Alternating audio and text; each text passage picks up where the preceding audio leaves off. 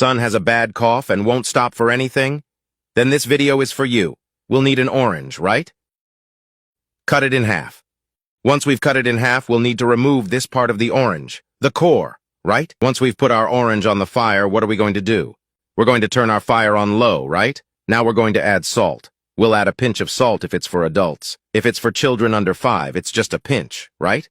We'll also add saffron. Saffron is great and has many benefits as well as being an excellent anti-inflammatory. We'll add a teaspoon of saffron.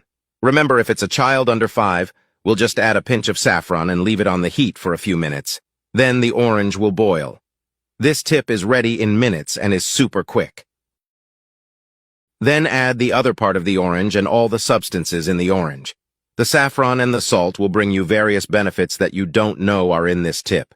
They are rich in antioxidants and are also anti-inflammatory. One of the most common uses for saffron is to treat coughs. That's right. This super simple home remedy is great for treating sore throats. When you have a sore throat. Now I'll add a spoonful of honey. Yes, honey is an excellent remedy for the flu, and it will help you a lot to treat it. See you in the next video.